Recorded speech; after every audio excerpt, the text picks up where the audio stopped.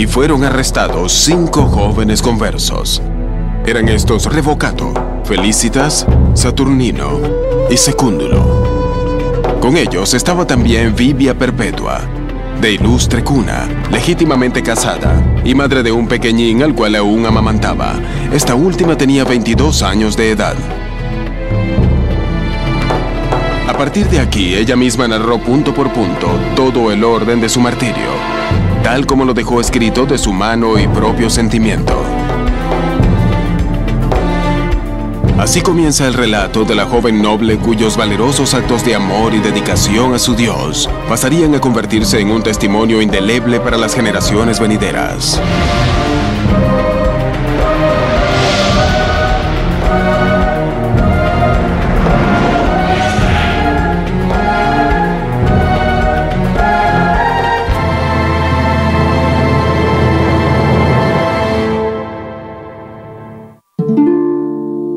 El relato de Perpetua está registrado en un documento denominado La Pasión de la Santa Perpetua y Felicitas, o en latín, Passio Sanctarium Perpetua et Felicitatus.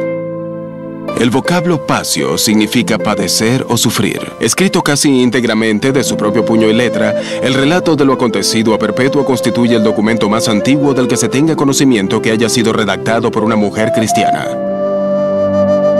Únicamente la introducción y el final fueron escritos por otra persona, dado que Perpetua llegó a un punto en que ya no pudo continuar con el recuento, tal como se verá a medida que se desarrolla la historia. Pero ¿quién era esa joven? ¿Y por qué se ha transmitido y rememorado su historia de generación en generación? Nacida en el siglo II en Cartago, Túnez, una de las ciudades portuarias más prósperas del Mediterráneo, Perpetua provenía de una familia de buena posición social. La cultura romana era patriarcal, lo que significa que estaba dominada por los hombres. Al nacer tradicionalmente a Perpetua debieron ponerla a los pies de su padre, del cual dependería o bien tomarla en brazos y aceptarla en el seno de su familia, o si no, sería, en todo caso, rechazarla y abandonarla a su suerte. Perpetua se crió disfrutando de todos los beneficios que le ofrecía su clase social. Privilegiada con una educación formal, dominaba el griego y el latín, aparte de contar con lo que en sus tiempos era una habilidad inusual: saber escribir. Por vivir en Cartago, debió haber tenido acceso a todo lo que deseaba: entretenimiento, elegantes atavíos y joyas costosas, esclavos y tiempo libre. Todo lo que podía desear. Hasta que un buen día, Perpetua conoció a unos seguidores de Jesucristo. En los primeros 2 o 3 siglos de la Iglesia, los creyentes se congregaban en las casas en lugar de hacerlo en lugares públicos. Naturalmente, aún no se habían edificado templos o iglesias cristianas, por lo que era más sencillo reunirse en casa de alguna familia cristiana. En algunos casos, el anfitrión dirigía la iglesia, pero no siempre. El único requisito era que se tratara de un hogar cristiano con espacio suficiente para congregar a todo el grupo. Una de las sospechas que se tenía con respecto a los cristianos era que practicaban el canibalismo, lo cual podría sonar descabellado a menos que se tome en cuenta la extraña cena de la Eucaristía, en que, según se decía, los cristianos comieron la carne y bebieron la sangre. También se los acusaba de incesto, debido a que en la familia de Dios se daba tanta importancia a las relaciones fraternales que los cristianos se llamaban entre sí hermano y hermana. Por ese motivo no era poco frecuente que un esposo se dirigiera a su esposa llamándola hermana, ni que la esposa se refiriera a su esposo como el hermano. A raíz de ello había sospechas de que se casaban entre hermanos. Se reunían clandestinamente, no solo para evitar sospechas, sino que en muchos casos se veían obligados a hacerlo muy temprano por la mañana, dado que sus miembros eran, digamos, esclavos y solo podían congregarse de madrugada antes de que comenzaran el trabajo. Sin embargo, la complicación subyacente que les ocasionaba roces, tanto con el imperio, con el gobierno y con sus vecinos, era el tema de la traición. Como los cristianos se negaban a adorar al emperador, se sospechaba que eran traidores contra el propio gobierno. La sociedad romana era sumamente supersticiosa y además politeísta. Creían que cada ciudad o aldea se encontraba bajo la protección de un dios particular. Tal creencia se extendió al punto en que se decía que determinados dioses eran asignados como guardianes de ciertas habitaciones de sus viviendas o incluso de ciertas puertas, aldabas o hasta recovecos de una casa. El concepto que se tenía de los dioses no era el de seres compasivos y misericordiosos, sino más bien el de deidades a las que se debía temer y reverenciar. La gente creía que si ofendía a los dioses, las consecuencias podían ser horrendas. El Imperio Romano era una sociedad politeísta, o sea que adoraba múltiples dioses. Sus deidades principales constituían un gran panteón que constaba de 12 dioses, entre los cuales se contaban Júpiter, Juno y Minerva, cuyos templos pueden apreciar a mi espalda.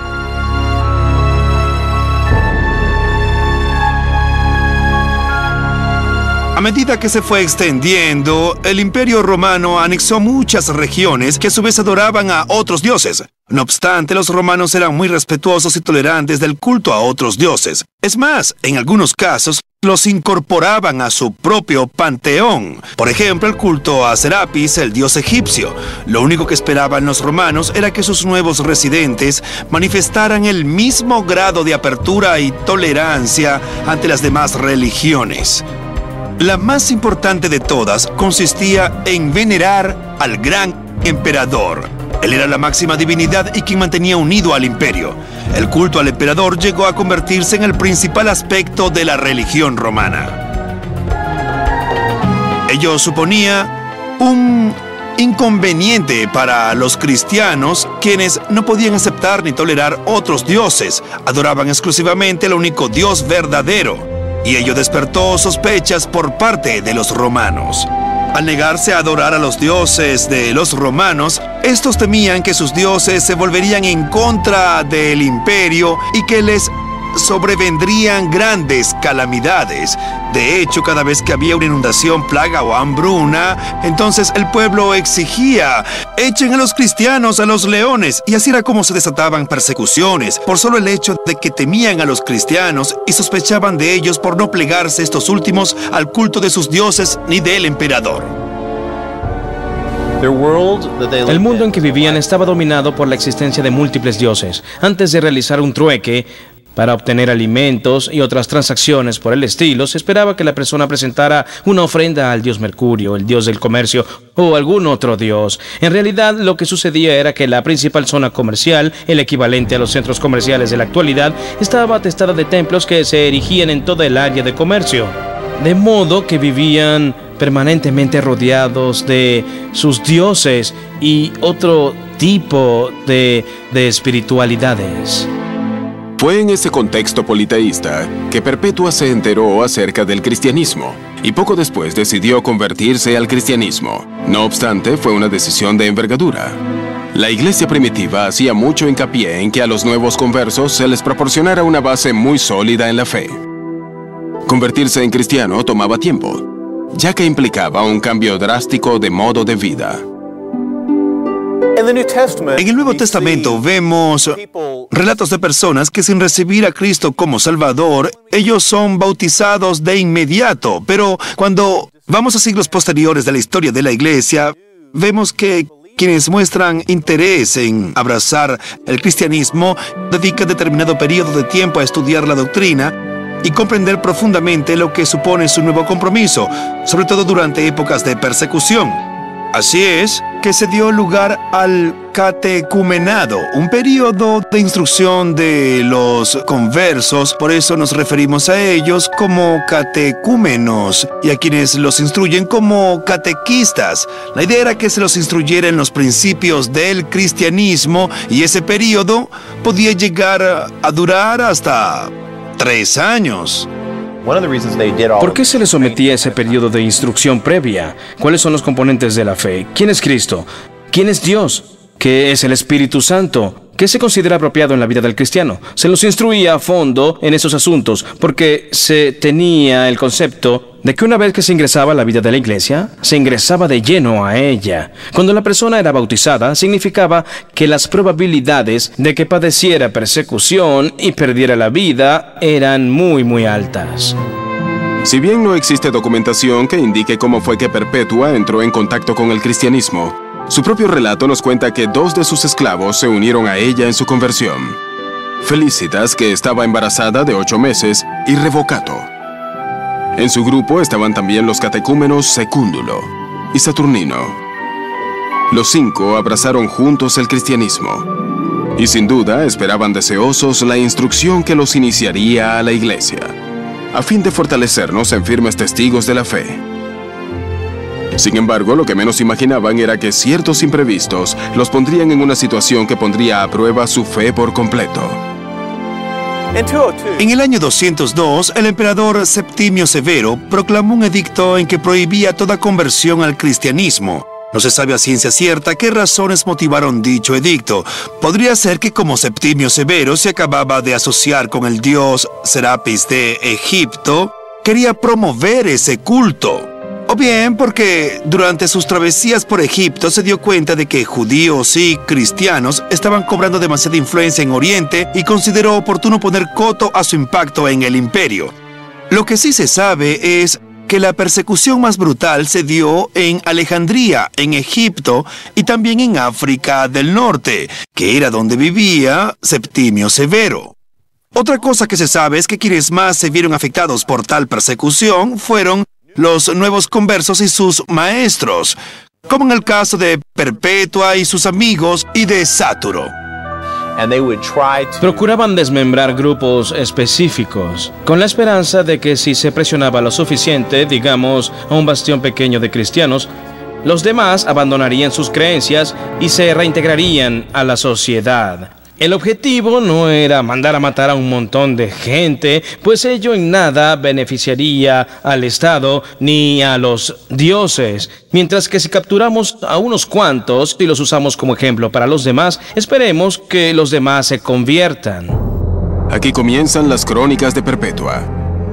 Ella y sus compañeros en la fe habían sido arrestados por convertirse al cristianismo, y a ella la habían puesto bajo arresto domiciliario. Si bien su relato indica que ella estaba legítimamente casada, no se menciona más a su esposo una vez que es arrestada.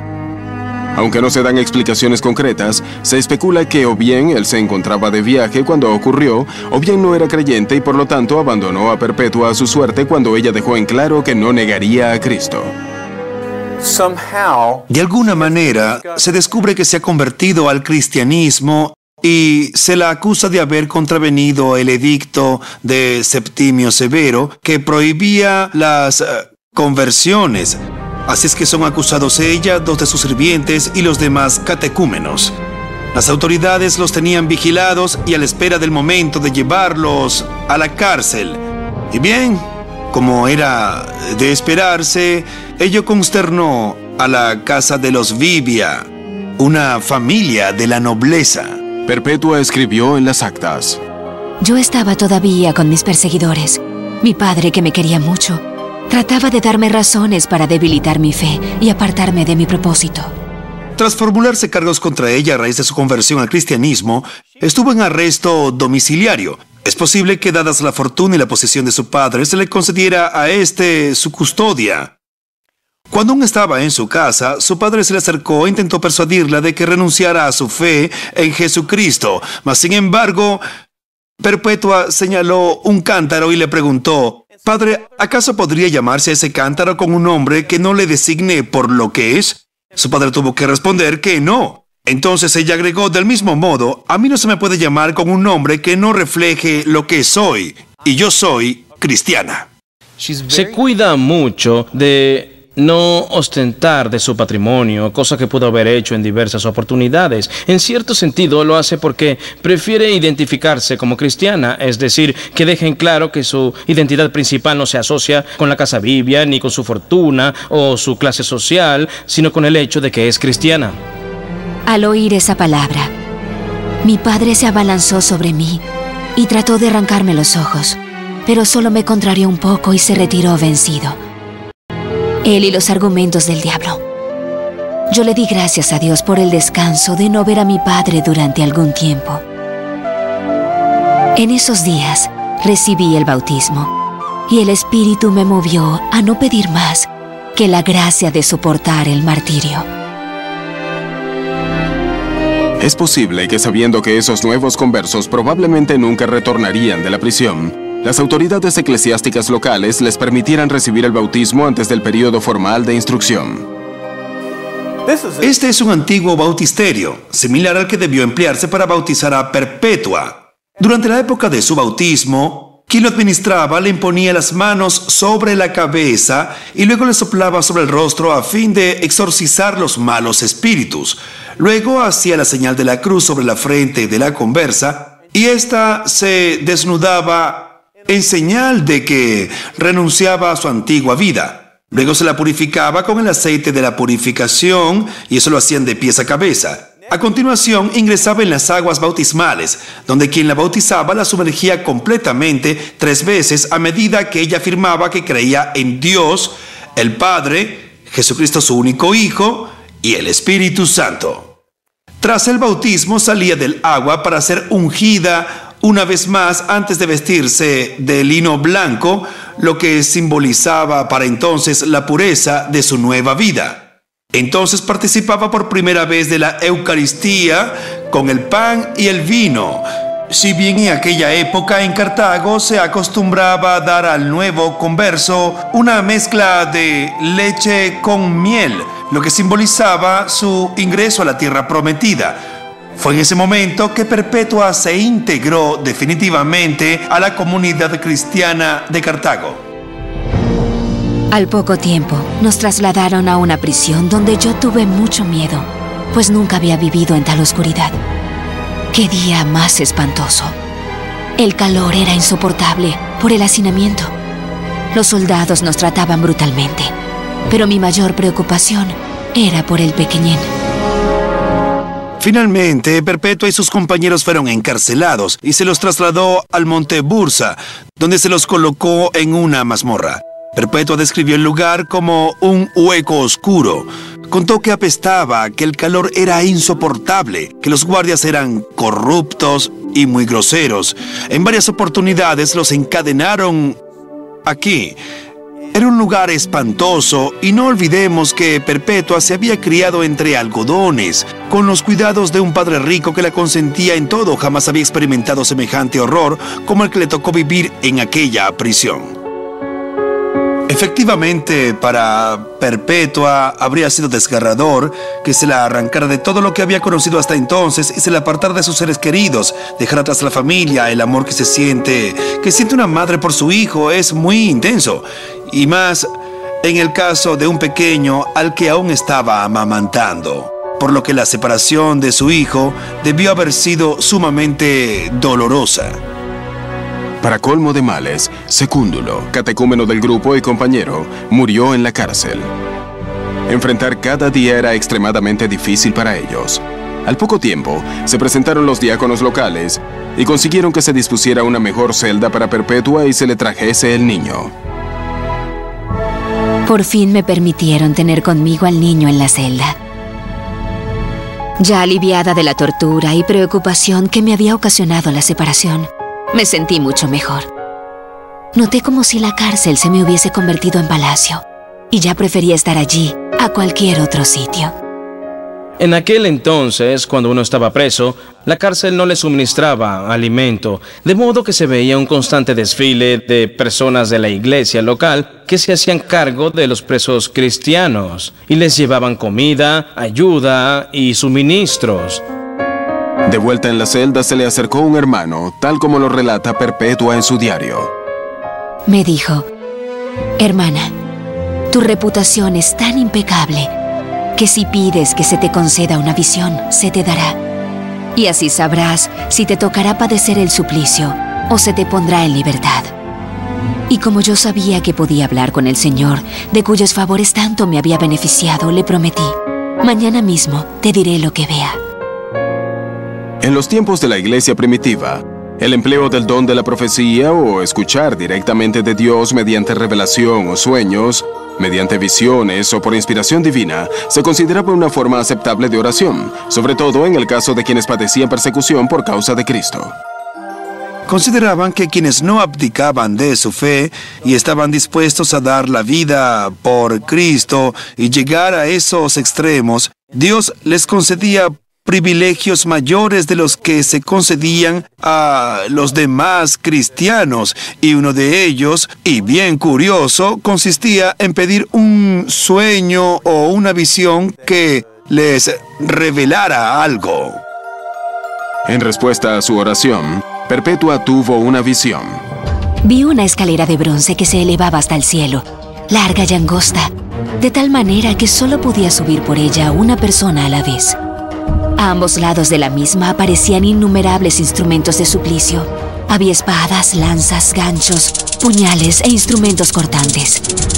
De manera que si alguien trataba de subir por la escalera o no se cuidaba al ascender por los peldaños, se cortaba y su carne quedaba enganchada en los instrumentos de hierro. Al pie de la escalera misma había una enorme serpiente enroscada que atacaba a quienes trataban de subir por la escalera y los aterrorizaba por haberlo intentado. Lo interesante es que en la visión ella ve que se le adelanta un hombre en la escalera. Sáturo, quien era su pastor. Un hombre al que no habían arrestado con Perpetua. Pero Sáturo la trepó antes que yo. Y al llegar a la parte superior de la escalera, se volvió hacia mí y me dijo: Perpetua, yo te sostengo en la escalera, pero cuídate de que la serpiente no vaya a picarte. Y yo le respondí: en el nombre de Jesucristo, no me hará daño. Entonces, como si me tuviera miedo, asomó la cabeza cautelosamente y la quitó del pie de la escalera. Entonces yo, como si pisara el primer peldaño, le pisé la cabeza y comencé el ascenso. Y ante mis ojos se abrió como un inmenso jardín. En medio del jardín estaba sentado un hombre de cabello cano, vestido con ropas de pastor, y ordeñaba sus ovejas. A su alrededor había millares de personas vestidas de blanco. Y levantando la cabeza, el hombre de cabello blanco fijó los ojos en mí y me dijo: bienvenida, hija. Y pronunciando mi nombre, me dio a comer un bocado de queso que estaba cuajando. Yo lo recibí con mis manos juntas y lo comí. Y todos los que estaban allí dijeron: amén. Al sonido de las voces volví en mí, y todavía me quedaba sabor dulce en la boca. De inmediato conté todo lo ocurrido a mi hermano, y entendí que me esperaba el martirio, por lo que perdí la esperanza en esta vida terrenal. Lejos de asustarla, la visión inspiró y animó a Perpetua y a sus compañeros. Les quedó claro que serían liberados y triunfarían sobre el diablo por medio del martirio. El queso de la visión, o la leche que se estaba cuajando, simbolizaba la tierra de leche y miel, o la promesa de cosas mejores que habrían por venir. Naturalmente sintieron una mezcla de gozo y tristeza humana. Perpetua entendió que pronto se presentaría ante el Señor, a quien tanto amaba, pero que tendría que dejar atrás a su hijo. Felicitas, embarazada de 8 meses, comenzó a pensar en qué otro creyente podría cuidar de su hijo. Es importante tomar en cuenta que aún tenían la posibilidad de echarse atrás y renegar de su fe, con lo que los liberarían en el acto y les permitirían reunirse con sus seres queridos. Sin embargo, su fe prevaleció y su decisión de permanecer presos fue una clara muestra de valor, dedicación y fe en los valores eternos. Recibieron las noticias de su inminente martirio con esperanza y hasta con gozo, pues para aquellos cristianos de la iglesia primitiva, el martirio era un gran honor. No es que ellos lo buscaran, sin embargo, lo aceptaban gozosos una vez que les venía. Era algo que se les había advertido de antemano. Si te vuelves cristiano, digamos, el martirio es una posibilidad muy real. De modo que esperaban, perseveraban en su fe, y si les sobrevenía, lo aceptaban. Pocos días después se nos anunció que compareceríamos para ser juzgados. También mi padre me visitó. Se le veía turbado y agotado de la preocupación. Acercándose a mí, me dijo para tratar de hacerme cambiar de parecer: hija mía, ten compasión de mis canas. Ten compasión de tu padre si es que merezco de ti el nombre de padre. Y pues he hecho con el trabajo de estas manos que llegases hasta la flor de la juventud, e incluso te he preferido sobre todos tus hermanos. No me avergüences a los ojos de los hombres. Piensa en tus hermanos, piensa en tu madre, en tu hijo, que no podrá sobrevivir a tu muerte. No seas empedernida. No nos provoques la ruina a todos nosotros. Estas palabras ponían en los labios su corazón de padre. Me besaba las manos, echaba mis pies y con lágrimas me suplicaba: llamándome no hija, sino señora mía. Incluso se le acerca a su padre a rogarle que cambie de parecer. Se pone de rodillas delante de ella y la llama señora mía, según la crónica. Trata por todos los medios de apelar a su sentido de rango, de posición económica, a su sentido de lo que debe ser el adecuado trato social. Lo intenta todo con la esperanza de que ella se retracte de su cristianismo. Yo era la primera en sentir el trance de mi padre, pues veía que no se alegraba de mi martirio. De modo que procuré consolarlo diciéndole, pase lo que pase en los tribunales, que se cumpla la voluntad de Dios. Pero él se alejó de mí sumamente acongojado. En otra oportunidad, cuando nos encontrábamos comiendo, de pronto se nos llevó a juicio. Nos llevaron al foro, donde una gran multitud se había reunido. Los prisioneros fueron llevados ante Hilariano, el procónsul, para que dictase su sentencia. Los demás llegaron antes y uno por uno confesaron su fe en Jesucristo. Una vez más vino mi padre, esta vez trayendo a mi hijo. Y mientras yo subía las escalinatas, exclamó de modo que lo oyese, ofrece el sacrificio, ten piedad de tu hijo. Pero ella se negó. Lo que su padre le pedía era que ofreciera una pizca de incienso e hiciera un juramento ante el genio del emperador. A lo que se refería con eso del genio del emperador era a su mal espíritu, o su demonio. Para los cristianos, jurar por el genio del emperador equivalía a adorar un demonio. Además, se esperaba que hicieran la confesión Caesar Escurias, es decir, César es Señor. Sin embargo, conocían las escrituras que decían Jesús Escurias, Jesús es el Señor.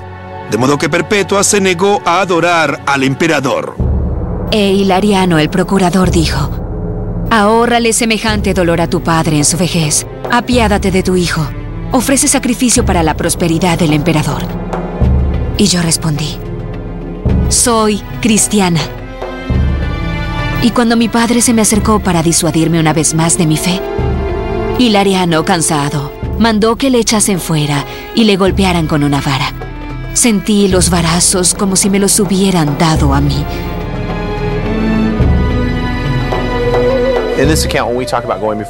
Cuando hablamos de comparecer ante un tribunal, nos referimos a una práctica muy común de la época. Según el derecho romano, a uno se le concedía una oportunidad de renegar de su fe y reintegrarse a la sociedad. Era la oportunidad de rehabilitarse y volver a ser un ciudadano normal de la civilización. Hay millares de crónicas de cristianos que se presentan ante aquellos tribunales y de las preguntas que les hacían. Y la pregunta que aparece en todas las deposiciones, la pregunta que Perpetua y sus compañeros deben haber escuchado es, ¿crees en Jesucristo y eres cristiano? Y prácticamente en todos los casos la respuesta es sí. ¿Entiendes que tu fe te costará la vida? ¿O te das cuenta de que esto te enviará a la muerte? ¿Que tendremos que matarte? Sí. Lo que dicen es, te estamos dando una oportunidad de decir que ya no crees en Dios. Maldice a Dios solo por esta vez y podrás seguir adelante como si nada hubiese pasado. Algunas de esas crónicas indican que les decían, maldice a Dios solo por esta vez. Y si quieres puedes volver a creer en Dios y en Jesús. A nosotros no nos importa, solo por esta vez. Pero los cristianos repetían una y otra vez, no. Y no, Jesús es mi Dios. Total que Perpetua se negó a adorar al emperador.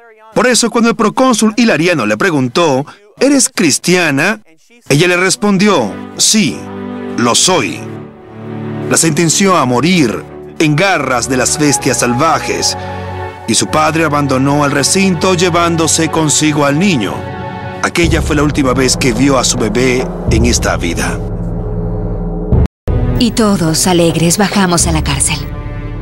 Como ya el niño se había habituado a tomar el pecho y estar conmigo en la cárcel, mandé a prisa al diácono Pomponio a pedirle el niño a mi padre. Este se negó a darlo. Pero gracias a Dios, resultó que al niño se le quitaron las ganas de comer. Y a mí ni siquiera me dio fiebre por la molestia de los pechos.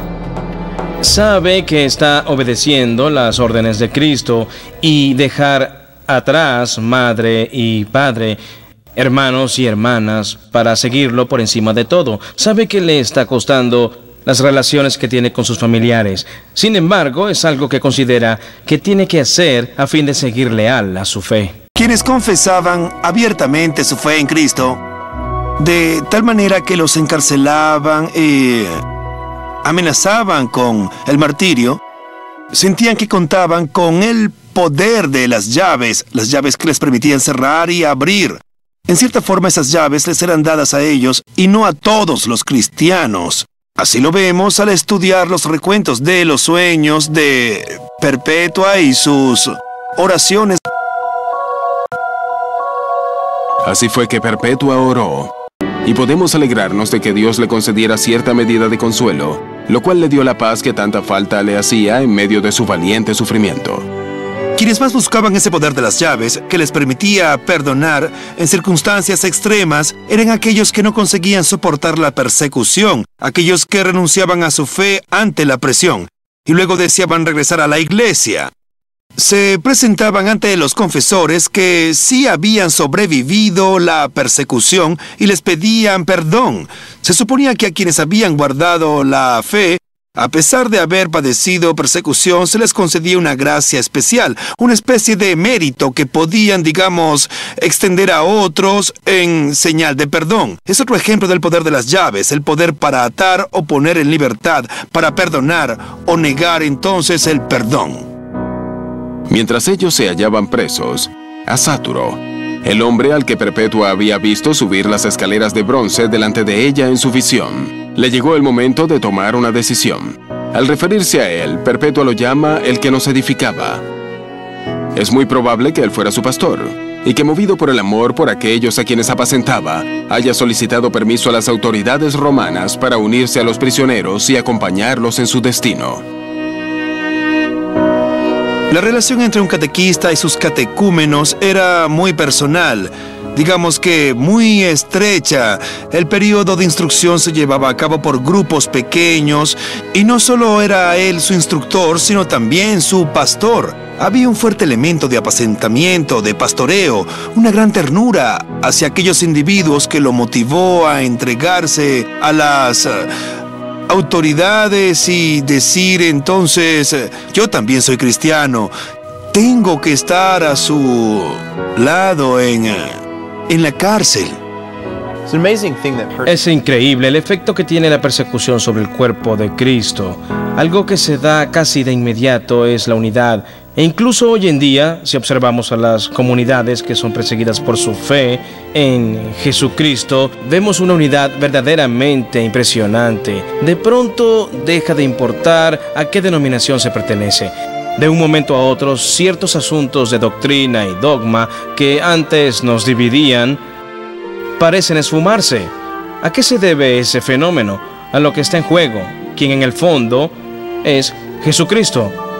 Y lo que repiten esas personas una y otra vez es: no puedo, soy cristiano. Ya lo han demostrado en su propia vida, en el ejercicio de su fe.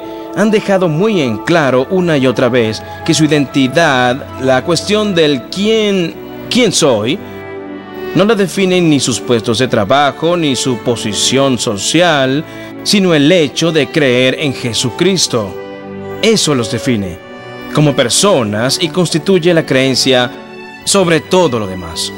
Pocos días antes de la fecha del martirio, todos se ponen a orar por Felicitas. Tiene 8 meses de embarazo y la ley romana prohíbe que una mujer embarazada muera de esa manera en el Coliseo. No significaba que su embarazo le evitaría entonces el martirio. A la larga, eso sucedería. Lo que significaba era que si daba a luz más adelante, sería martirizada junto con otros criminales comunes, en lugar de ser junto a sus compañeros, que era lo que todos ellos deseaban. Nuevamente, apoyados en la creencia de que tenían ciertos privilegios, se ponen a orar por Felicitas para que dé a luz a su pequeño cuanto antes en la cárcel. Terminada la oración, los dolores del parto se hicieron sentir. Y como solo se hallaba en el 8º mes, los dolores eran más agudos. Como ella gimiese, los carceleros le decían: «Si ahora te quejas, ¿qué harás cuando seas arrojada a las fieras, de las que te burlas al no querer sacrificar?» «Ahora soy yo la que sufro», respondió ella. «Pero entonces, otro estará en mí, que padecerá por mí, porque yo padeceré por él». Y dio a luz una pequeñita. Ante todo, se burlan de ella y le preguntan: ¿para qué haces esto? Porque lo que en realidad preguntan es: ¿qué te mueve a hacer esto? ¿Qué se te ha metido en la cabeza como para que quieras dar a luz a fin de poder morir para ver la muerte antes? ¿Cómo se te ocurre algo así? Y es justo después que vemos que otras personas, algunos de los guardias que los vigilan, se convierten a Cristo tras presenciar ese evento. De modo que figura en las crónicas que el testimonio es tan poderoso que aunque algunos de los guardias se burlan, otros dicen entre sí: «Oye, esto no es normal, esto del cristianismo tiene algo especial». Uno de los que se vio afectado por el paciente testimonio de los prisioneros cristianos era un hombre llamado Pudencio, un carcelero. A Pudencio le llama la atención la actitud de los cristianos y advierte el amor y los cuidados que les prodigan quienes acuden a atenderlos, y les atrae su testimonio y también su modo de vida. Pocos días después, Pudencio, soldado de guardia de la cárcel que nos estimaba, comprendió que el Señor nos favorecía con su gracia y permitía que entraran muchos a visitarnos para que mutuamente nos consoláramos. En la víspera del cumpleaños del hijo del emperador, se habían organizado torneos. Parte de las celebraciones del día consistirían en la ejecución pública de Perpetua y sus compañeros. Sabiéndolo, oraron por fortaleza y recibieron visiones y consuelo. En su visión, el diácono Pomponio le lleva hasta el anfiteatro y tras colocarla en medio de la arena le dice: «No temas, estoy contigo y te acompaño en el combate». Y se marchó. Vi una gran multitud que me miraba atónita. Y como sabía que estaba condenada a las bestias, me maravillaba al no verlas por ninguna parte. Salió contra mí un egipcio de horrible aspecto, seguido de sus ayudantes. A mí se acercaron mis auxiliares y partidarios, unos jóvenes hermosos, y me transformé en varón. Y salió un hombre de una estatura extraordinaria que sobrepasaba el techo del anfiteatro, vestido con una túnica púrpura. Impuso silencio y dijo: «Si este egipcio vence a esta mujer, la matará. En cambio, si es ella la vencedora, recibirá en premio este ramo». Y se retiró. Nos aproximamos el uno al otro y luchamos. Él quería sujetarme por los pies, pero yo le golpeaba el rostro dándole patadas. De pronto fui levantada por los aires. Comencé a patearlo y a pisotearle el rostro. Y le aplasté la cabeza. El pueblo comenzó a aplaudir y mis padrinos a cantar. Yo me acerqué al lanista y recibí el ramo. Él me besó y me dijo: «Hija, la paz sea contigo». En esto desperté y entendí que no había de luchar contra las fieras, sino contra el diablo. Pero estaba segura de mi victoria.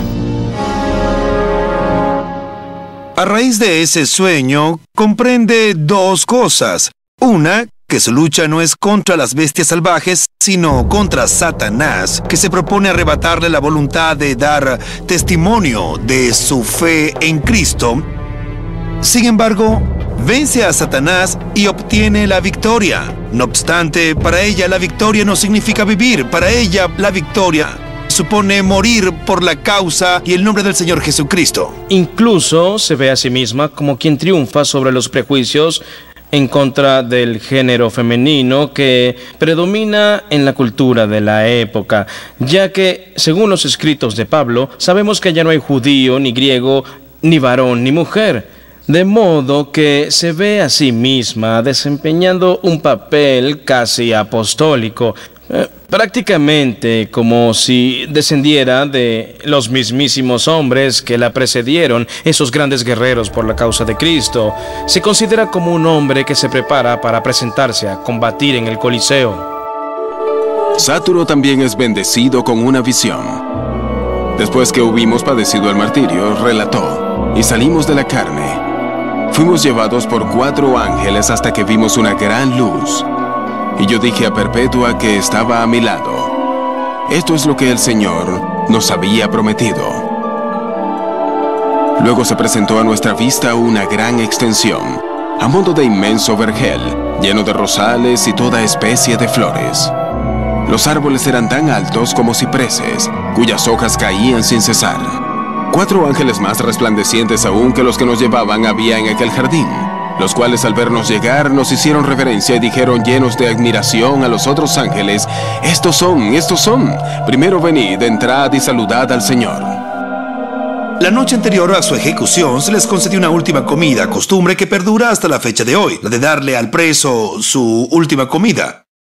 Sin embargo, en ese caso se hacía con la intención de dar a los presos una última oportunidad de ofrecer un sacrificio al emperador, de comer en su honor. La comida se les ofrecía por su gran generosidad. Sin embargo, no hicieron caso a nada de eso y convirtieron la reunión en una fiesta de ágape, una comida de comunión, una oportunidad para disfrutar juntos de la relación que compartían los unos con los otros e indudablemente como una ocasión para adorar al Señor.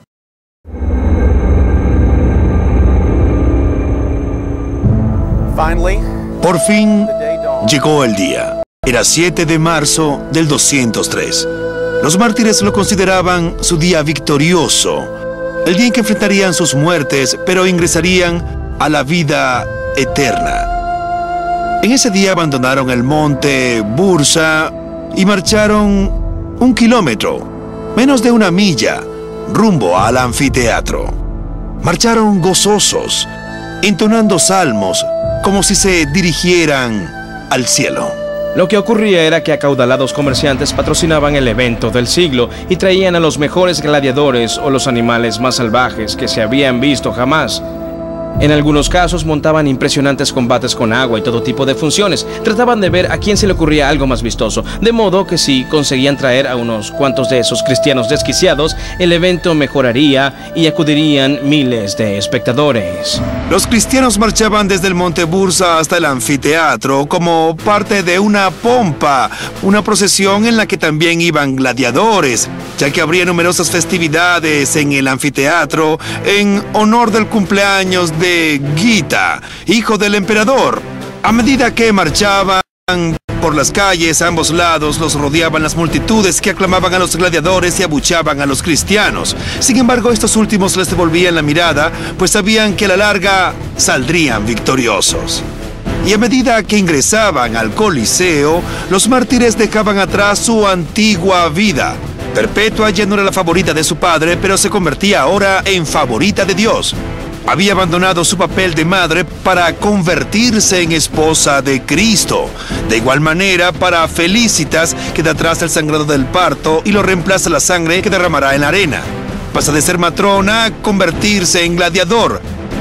Se lava tras el parto en su propia sangre, como lo expresó Tertuliano, el segundo bautismo, el bautismo de la sangre, su martirio. Luego de ingresar a la arena, se encerraba a los prisioneros en una celda de espera, encadenados contra sus muros. Aún pueden apreciarse los lugares en que las cadenas habían estado sujetadas a las paredes. Allí esperaban hasta que les llegara el momento de salir a enfrentarse a las bestias. Y entonces salían a la arena. Cuando Perpetua ingresa a la arena, se encuentra con miles de personas indignadas que exigen su muerte. Pero en lugar de temer, Perpetua se pone a entonar cánticos de victoria. Quien escribe las crónicas dice que pisoteó la cabeza del egipcio, con lo que quería decir que ya estaba reclamando su victoria sobre Satanás. De igual manera, al marchar hacia la arena, los hombres también se ponen a predicar a las multitudes. Decían: «¡Huyan de la ira venidera!». Pero con tanto griterío y alboroto, cuando por fin llegaron ante Hilariano, tuvieron que hacerse entender con señas para decirle: «Hoy tú nos condenas a nosotros, pero Dios te condenará a ti mañana». La gente se enfureció tanto que exigieron que se pusieran los prisioneros en fila y se los amarrara contra unos postes para que los soldados los pudieran azotar. Incluso al entrar al anfiteatro, demostraban con sus acciones lo compenetrados que estaban con su fe, con la verdad que sustentaba su fe, daban testimonio. E incluso antes de entrar al anfiteatro se reunían a orar y se animaban los unos a los otros a permanecer fieles hasta el final, de modo que cuando por fin salen, lo hacen con gran valor. No se los ve perder la calma ni de pronto tomar una mala decisión ya en medio del espectáculo, pues salen con arrojo a dar testimonio de lo que están convencidos que es la verdad. Diga lo que diga la sociedad, esto es verdad. Lo creemos tan profundamente que arriesgaremos la vida. Imaginen aquel anfiteatro de 3 pisos de altura con las tribunas atestadas de miles, no, mejor dicho, decenas de miles de espectadores. Las multitudes gritan y abuchean. Ya han visto varios combates de gladiadores en que estos se enfrentan y se hieren de muerte. Hay sangre por todas partes. La gente ve venir a los cristianos y se pone a abuchearlos y a burlarse de ellos. Se ríen de ellos mientras esperan a que suelten a las bestias para que se los puedan devorar. Pero a pesar del ruido ensordecedor de la multitud, los cristianos escuchan los rugidos de las bestias que gruñen hambrientas. Es una experiencia aterradora, una experiencia espantosa. Sin embargo, los mártires no sienten miedo. Ellos saben que al final saldrán vencedores. Con frecuencia encerraban a los animales en una especie de sótano. Todos los coliseos tenían una estructura subterránea donde encerraban a las bestias y donde esperaban también los gladiadores y demás. Entonces abrían las compuertas de lo que podrían llamarse jaulas y ponían a los animales sobre unas plataformas donde los espoleaban y los aguijoneaban para que se enfurecieran, y entonces los lanzaban hacia el anfiteatro cuando ya estaban muy encolerizados. Entonces las fieras buscaban con quién desquitarse y lo hacían con esta gente indefensa. Llegados a la entrada del anfiteatro, quisieron vestir a los hombres con el hábito de los sacerdotes de Saturno y a las mujeres con el de las sacerdotisas de Ceres. Pero Perpetua se negó rotundamente y protestó diciendo: Hemos venido voluntariamente aquí para morir por Cristo y no por vuestros dioses. Y así fue como se negaron a vestir los hábitos paganos. La víspera del martirio, por la noche, los hombres se reunieron y se pusieron a orar, implorando a Dios que les diera una revelación acerca de cómo enfrentaría cada uno la muerte al día siguiente. Cada hombre deseaba y esperaba algo distinto con relación a su martirio. Saturnino, que era de lo más valiente y macho, quería enfrentar a una serie de bestias para que la gloria de su corona fuese aún mayor. Así pues, su deseo era enfrentarse con un leopardo, un jabalí y un oso. El animal que más temía Saturo era el oso. Por eso pidió al Señor que le concediera morir al morderlo un leopardo. Así fue que al día siguiente, cuando le tocó enfrentarse a las bestias, se cumplieron las oraciones de aquel hombre. Primero les tocó salir a Saturnino y Revocato, y le soltaron entonces un leopardo. Este arremetió contra ellos, pero no llegó a matarlos. De modo que los pusieron en un cepo y les echaron encima un oso salvaje, el cual arremetió contra ellos y los hirió severamente, mas no consiguió matarlos. Luego se los llevaron y trajeron entonces a Saturo. Lo sacaron atado a un jabalí para que éste lo atacara. Sin embargo, el jabalí arremetió contra el guardia y solo arrastró a Saturo por todo el suelo del anfiteatro. Entonces lo desataron y lo pusieron nuevamente en el cepo a enfrentarse a un oso. Pero resulta que el oso no quiso salir de su jaula, de modo que Saturo se libró del mayor de sus temores. Por fin entonces devolvieron a los hombres a las celdas e hicieron comparecer a las mujeres. Para luchar contra las mujeres había sido dispuesta una vaca bravía. El cronista escribe que sin duda el diablo había inspirado tal idea como para insultar a su sexo, poniéndoles un animal de su mismo género, que jamás se usaba en estos juegos, a fin de que la bestia pudiese atacar y lastimar a las mujeres, pues las metieron en una red y las ataron a la vaca salvaje. Así fue que la vaca las arrastró por la arena, las pisoteó y las arrojó por los aires, hiriéndolas severamente. Dice que Felicitas perdió el conocimiento y que Perpetua tuvo que ayudarla a levantarse. A Perpetua se le había roto toda la túnica, de modo que ella se la arregló y dice el cronista que estaba más preocupada del pudor que del dolor, del cual era víctima.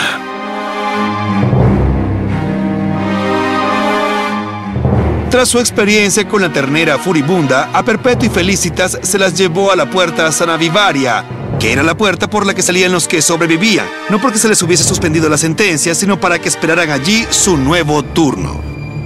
Mientras esperaban allí, Perpetua preguntó a Felicitas, ¿cuándo nos expondrán a la vaca salvaje o a lo que sea que nos tienen preparado? Pero entonces Perpetua, al ver sus ropas en jirones y su cuerpo golpeado, se dio cuenta de que ya se habían enfrentado a la vaca y que Dios había impedido milagrosamente que padecieran dolor. Entonces aprovechó Perpetua y se dirigió a sus compañeros cristianos que estaban allí presentes. Seguramente habían acudido a alentar a sus hermanos y hermanas en Cristo en la hora de su martirio. Perpetua entonces les dijo: estad firmes en la fe, amaos los unos a los otros y no os debilitéis en la fe a causa de nuestros tormentos, sino dejad que os alienten. Esto importaba mucho a los mártires. Querían que su muerte fuese fuente de ánimo para sus compañeros en la fe, que los animara a plantarse firmes en su fe en Cristo. Entonces le llegó el turno a Sáturo, pero antes de salir pidió a Pudencio que se acercara. Pudencio era el carcelero que se había entregado a Jesús tras presenciar el testimonio de los cristianos en la cárcel. Le dijo a Pudencio: fíjate cómo sucederá lo que he predicho, Pudencio. Moriré en las fauces del leopardo, ya lo verás. Y así fue. Al ingresar Sáturo al ruedo, le soltaron un gran leopardo. El leopardo se le echó encima y clavándole los dientes lo hirió de muerte. Sangró hasta quedar sus ropas totalmente empapadas y el público exclamaba alegre y sin ningún tipo de dolor. Gritaban: bien bañado, que era la forma de saludarse cuando una persona se encontraba con otra en los baños públicos. Entre los restos arqueológicos de la zona había un mosaico que se encontraba uno al tomar cierta carretera que conducía a los principales baños públicos. El mosaico tenía escrita una frase en latín que decía: bien bañado, bien bañado. A medida que esos individuos, tal como lo relata el cronista, que esos individuos se dirigen a lo que podría considerarse su segundo bautismo o su bautismo de sangre, el público exclama con crueldad: bien bañado, bien bañado, como lo hubiesen hecho si se hubiesen dirigido a los baños locales. Pero el autor usa la frase para demostrar que lo que estaba ocurriendo era precisamente eso, que estaban a punto de recibir su segundo bautismo, que era su bautismo de sangre. Una vez más, Sáturo llama a Pudencio a su lado y le dice: recuérdame y recuerda la fe, sé fuerte. Y luego pide a Pudencio que le dé el anillo que lleva puesto. Toma el anillo y lo introduce en su herida y se lo regresa a Pudencio bañado en sangre, mientras le dice: guarda esto en memoria de mí y de la sangre que derramé. Entonces Sáturo muere, cumpliéndose así lo que había profetizado, que moriría en las fauces del leopardo. Tras la muerte de Sáturo, su cuerpo fue trasladado al pórtico de la muerte, donde aguardaban los otros prisioneros. Era normal que se llevara a los presos a aquel lugar antes de rematarlos o decapitarlos. Sin embargo, en aquella oportunidad, la muchedumbre embravecida quiso que se los trajera nuevamente al anfiteatro para presenciar el dolor que les infligía la espada al morir. Así fue que los cristianos que aún tenían las fuerzas para arrastrarse hasta el medio del ruedo lo hicieron, mientras que los demás tuvieron que ser arrastrados por otros. Allí sellaron los cristianos su martirio con el ósculo de la paz y se despidieron con un beso. A medida que les llegaba el turno de morir, Perpetua fue la última. El gladiador novato al que le asignaron la tarea no tenía suficiente experiencia y se dice que Perpetua padeció nuevamente cuando la espada del gladiador erró en el primer golpe y le hizo un tajo muy grande aquí en la clavícula. Ella gimió del dolor y luego tomó la mano del gladiador y guió la espada hacia su propia garganta. Quienes presenciaron su muerte dijeron, tal vez porque una mujer tan grande solo podía morir voluntariamente.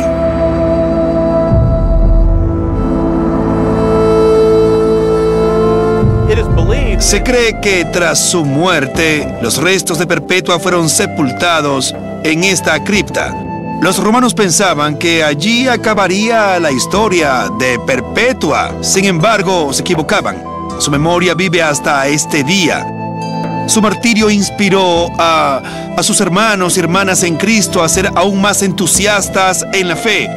Y su martirio fue un testimonio que hizo que muchos llegasen a creer en Jesucristo. Tertuliano, contemporáneo de Perpetua, fue quien dijo: la sangre de los mártires es la semilla de la iglesia. Cuanto más de nosotros ciegan, más aparecen. Y estaba en lo correcto. La sangre de los mártires fue efectivamente la semilla que rindió una enorme cosecha, la gran iglesia del norte de África. Por eso insisto que este episodio es una excelente oportunidad para que los cristianos den testimonio, que es la razón por la que Tertuliano escribía que la sangre de los mártires es la semilla de la iglesia. Es lo que hace que la iglesia crezca, porque al ver morir a aquellos cristianos comenzaban a hacerse interrogantes acerca de su propia muerte, a cuestionarse sus creencias acerca de la vida y a preguntarse: ¿será que esta gente tiene algo que yo no tengo? ¿No sería bueno que averigüe de qué están hablando? La historia de Perpetua y Felicitas, creo yo, nos enseña mucho acerca de cómo debemos vivir. Nos enseña que como cristianos debemos llevar una vida plenamente consagrada al Evangelio de Jesucristo, que no es una simple oportunidad de jugar a ser cristianos, asistiendo a la iglesia los domingos o participando en los eventos de la iglesia. Es algo que debe volverse una práctica cotidiana. Cuando Perpetua dice: por sobre todas las cosas, soy cristiana, y escoge identificarse de esa manera, hace una declaración de mucho peso. Como quisiera que todos los cristianos dijéramos eso mismo con la misma convicción con que lo hizo Felicitas y Perpetua. Decir: soy cristiano, era más que un título, era una identidad. Se identificaban en Cristo, quiénes eran y cómo vivían su vida. Era exactamente la forma en que lo hacían por tener a Cristo en su vida, y no como un agregado o un extra. Su identidad y su vida estaban completamente rodeadas por el concepto de que Cristo es el Señor.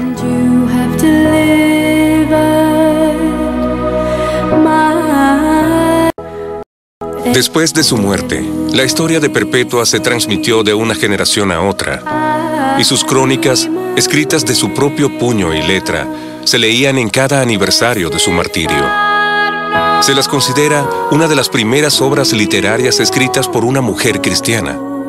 Da testimonio de su deseo póstumo de difundir el nombre de Cristo. Hasta hoy, su historia sigue siendo fuente de inspiración para cristianos en todo el mundo,